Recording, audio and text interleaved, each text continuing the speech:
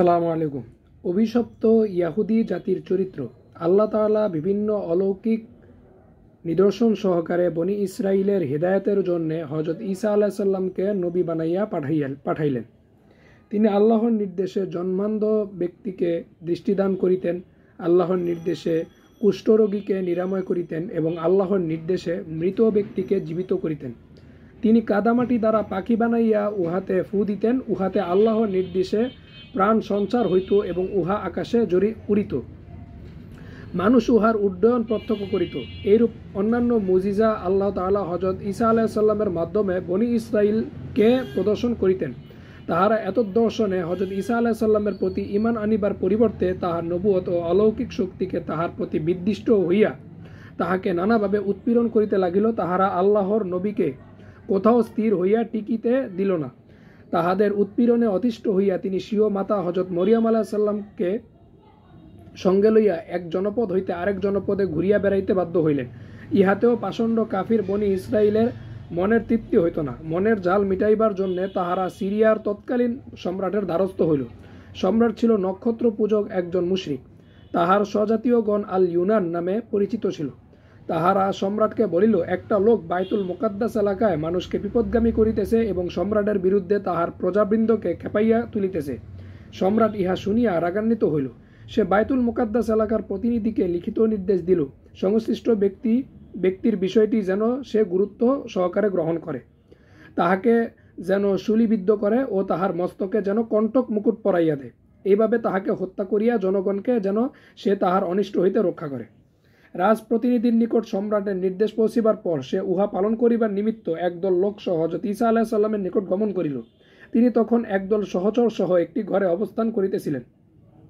তথায় তাহার সহচরের সংখ্যা তখন 12, 13 অথবা 17 ছিল। সেদিন ছিল শুক্রবার, সময় অপরাহ্ন আসরের পর, সম্মুখে শনিবারের রাত্রি। তাহারা তখন সেখানে হযরত ঈসা আলাইহিস সালামকে ঘিরিয়া ফেলিল। তিনি দেখিলেন, হয় তাহারা ঘরে প্রবেশ করিয়া তাহাকে গ্রেফতার করিবে, না হয় তাহাকে তাহাদের নিকট গিয়া আত্মসমর্পণ করিতে হইবে। তাই তিনি সিংহ সহচর বৃন্দকে বলিলেন, তোমাদের মধ্য হইতে কে আমার আকৃতি গ্রহণ করিতে প্রস্তুত রহিয়াছে? যে ব্যক্তি ইহাতে প্রস্তুত থাকিবে সে জান্নাতে আমার সঙ্গী ও বন্ধু হইবে। তাহাদের মধ্য হইতে একটি যুবক এজন্যে নিজেকে পেশ করিল। হযরত ঈসা আলাইহিস সালাম তাহাকে ইহার অনুপযুক্ত মনে করিয়া স্বীয় আহ্বানের পুনরুক্তি করিলেন। এইরূপে তিনি 3 বার শিষ্যদের প্রতি একই আহ্বান জানাইলেন। প্রতিবার একই যুবক তাহার আহ্বানে সাড়া দিল, অন্য কাহাকেও উহাতে সাড়া দিতে দেখা গেল না। তখন তিনি তাহাকে বলিলেন, তুমিই সেই সৌভাগ্যবান ব্যক্তি। অতঃপর আল্লাহ তাআলা সেই যুবককে হযরত ঈসা আলাইহিস সালামের আকৃতি বিশিষ্ট করিয়া দিলেন। সে যেন স্বয়ং হযরত ঈসা আলাইহিস সালাম হইয়া গেল। ইত্যবসরে ঘরের ছাদে একটা ছিদ্র দেখা দিল। হযরত ঈসা আলাইহিস সালাম তদ্রাচ্ছন্ন হইয়া পড়িলেন এবং তদাবস্থায় আকাশে উত্তোলিত হইলেন। যেমন আল্লাহ তাআলা বলিয়াছেন, বিসমিল্লাহির রহমানির রহিম, إذ قال الله يا عيسى إني متوفيك ورافعك إلي ومطهرك من الذين كفروا وجاعل الذين اتبعوك فوق الذين كفروا إلى يوم القيامة ثم إلي مرجعكم فأحكم بينكم فيما كنتم فيه تختلفون। হযরত ঈসা আলাইহিস সালাম আকাশে উত্তোলিত হইবার পর তাহার সহচর বৃন্দ ঘর হইতে বাহির হইলেন। অবরোধকারী ইয়াহুদীগণ উপরোক্ত যুবককে দেখিয়া মনে করিল, এই ঈসা ইবনে মারিয়াম। তাহারা রাত্রিকে তাহাকে ধরিয়া লইয়া গিয়া শুলিবিদ্ধ করিল এবং তাহার মস্তকে কণ্টক মুকুট পরাইল। ইয়াহুদীগণ সগর্বে লোকদিগকে বলিল, তাহারা পরিশ্রম করিয়া ঈসা ইবনে মরিয়মকে শুলিবিদ্ধ করিয়াছে। প্রকৃত ঘটনা সম্বন্ধে অজ্ঞতার কারণে একদল খ্রিস্টান তাহাদের দাবিকে সত্য বলিয়া মানিয়া লইল। অবশ্য যাহারা হযরত ঈসা আলাইহিস সালামের ঊর্ধ্বগমন প্রত্যক্ষ করিয়াছিলেন তাহারা ইয়াহুদীদের উক্ত দাবি সত্য বলিয়া স্বীকার করেন নাই। ইয়াহুদীদের দাবিতে বিশ্বাস স্থাপনকারী অজ্ঞ খ্রিস্টানগণ ইহাও রচনা করিয়া লইল যে ঈসা ইবনে মারিয়ামের শুলিবিদ্ধ অবস্থায় তাহার মাতা বিবি মারিয়াম শুলির নিচে বসিয়া কাঁদিয়াছিলেন।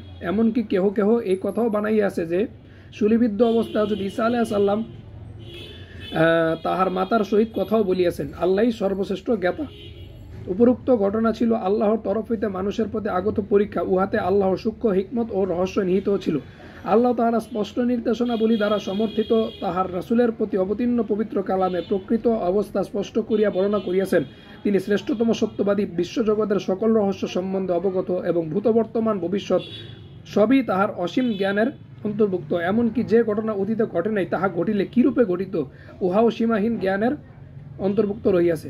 আল্লাহ তাআলা হযরত ঈসা আলাইহিস সালাম সম্বন্ধে ইয়াহুদীদের আরোপিত মিথ্যার জাল ছিন্ন করিয়া বলিতেছেন, বিসমিল্লাহির রহমানির রহিম, ওয়ামা কাতালুহু ওয়ামা সালাবুহু ওয়ালাকিন শুব্বিহা লাহুম, অর্থাৎ তাহারা তাহাকে হত্যাও করে নাই আর শূলবিদ্ধ করে নাই, বরং তাহারা সমাকৃতি বিশিষ্ট একটা লোককে দেখিয়া তাহাকে ঈসা মনে করিয়াছিল। وَإِنَّ الَّذِينَ اخْتَلَفُوا فِيهِ لَفِي شَكٍّ مِّنْهُ مَا لَهُمْ بِهِ مِنْ عِلْمٍ إِلَّا اتِّبَاعَ الظَّنِّ, অর্থাৎ যে সকল ইহুদি ও খ্রিস্টান বিশ্বাস করে যে ঈসা নিহত হইয়াছে, তাহারা সকলেই ভ্রান্ত ভিত্তিহীন বিশ্বাসের আবর্তে ঘুরপাক খাইতেছে। ওয়ামা কাতালুহু ইয়াকিনা, অর্থাৎ তাহারা সন্দেহমুক্ত হইয়া উক্ত ব্যক্তিকে হত্যা করে নাই, বরং সন্দিগ্ধ মনে তাহাকে হত্যা করিয়াছে। বিসমিল্লাহির রহমানির রহিম, বাল রাফাআহু আল্লাহু ইলাইহি, বরং আল্লাহ তাহাকে নিজের দিকে উঠাইয়া লইয়াছেন। ওয়া কানা আল্লাহু আজিজান হাকীমা, অর্থাৎ আল্লাহ মহাপরাক্রমশালী, তাহার ইচ্ছার বাস্তবায়ন রোধ করিবার ক্ষমতা কাহারও নাই, তিনি স্বীয় কার্যসমূহে মহাপ্রজ্ঞা ও হিকমতের অধিকারী।